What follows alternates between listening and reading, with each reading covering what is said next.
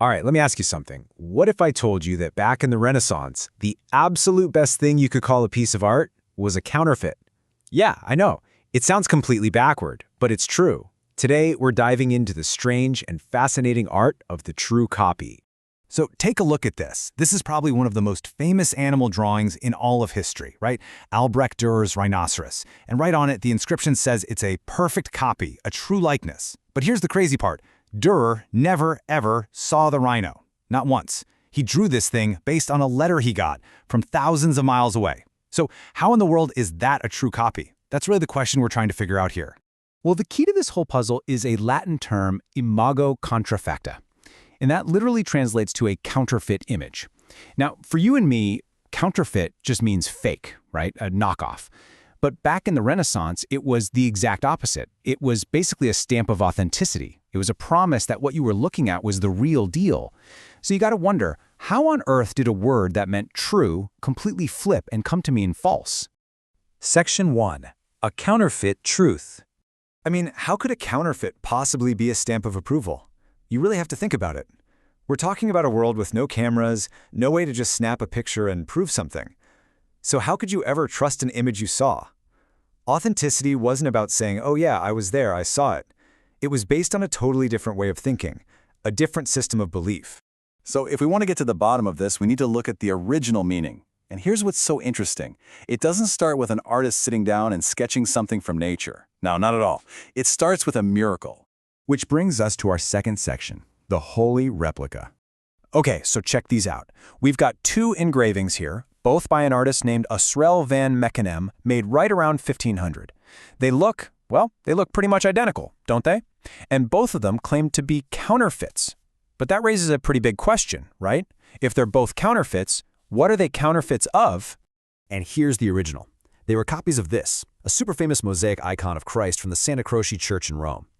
And you have to understand, this wasn't just a pretty picture. To people back then, this was a sacred object. It was believed to hold actual divine power. In fact, the prints themselves tell us exactly what's going on.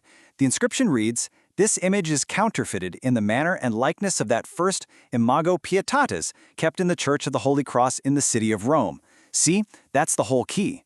The truth of this print had nothing to do with how well the artist drew it. Its value, its authenticity, came from one thing: its direct, unbroken connection to that original holy icon. So in this context, truth wasn't about, capturing reality perfectly. It was all about faithfully transmitting the authority of a sacred object. When the artist called his print a counterfeit, he was basically making a promise. He was saying, look, I didn't make this up. This is a direct, faithful copy of a holy thing. And because it's a perfect copy, some of that holiness is now in this print. That chain of connection was everything. All right, Section 3, drawing the unseen. Okay, so let's circle back to Dürer's rhinoceros.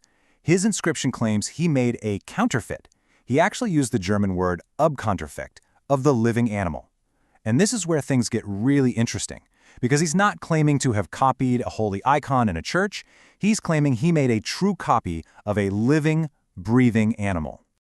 But here's the twist. We already know Dürer never actually saw the rhino, right? He was in Germany, the rhino was in Portugal, so how'd he do it? He got a letter with a description and maybe a quick sketch. That's it. So his counterfeit, his true copy, wasn't a copy of the animal itself. It was a faithful rendering of the best information he could get his hands on. You see what's happening here? The whole meaning of a true copy was starting to stretch. It was shifting. Let's move to Section 4, the eyewitness print. So a true copy was becoming something totally new.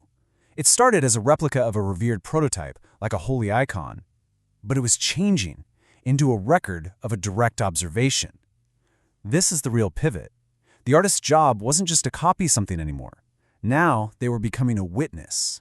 These popular printed pages, called broadsheets, started using the word counterfeit to report on all sorts of strange stuff. Think of them like the earliest newspapers. For example, look at this one about these miraculous grapes from 1542. By calling this a counterfeit, the artist is basically looking you in the eye and saying, I know this sounds crazy, but I swear this really happened. I saw it, I'm your witness. And it wasn't just weird fruit either. They also used them to document incredible celestial events, like this apparition from 1554. Can you imagine seeing that in the sky? The print was a way of testifying to it, a way of saying, this really happened. It was almost like a legal document, a visual affidavit for something that seemed impossible. So, what does all this lead to? This brings us to Section 5, from miracle to measurement. Okay, just look at these two botanical illustrations. They were made only 3 years apart. On the left, from 1530, you have a drawing by Whititz. It's nice, but it's kind of stylized, right? It's like the idea of a plant. But then look at the one on the right from 1533. Wow, that's not just any plant. That's a specific, individual specimen with all its little imperfections. The goal here is totally different. It's about empirical accuracy. The artist has become a kind of scientist. So you see, the idea of the true copy really helped pave the way for modern scientific illustration. Truth was now something you could see and measure and document right from life. It wasn't about faith anymore. It was about evidence. And that change in thinking from authority to observation, well, that's what made the whole scientific revolution possible. Which kind of brings us full circle, doesn't it? Back in the 16th century, the big challenge was proving that an image was a faithful, true copy of reality. But today, in our world of digital manipulation and AI, what's the challenge? It's proving that an image is real at all. The idea of a counterfeit image has a whole new meaning, and honestly, the puzzle of what makes a true copy feels more important right now than ever before.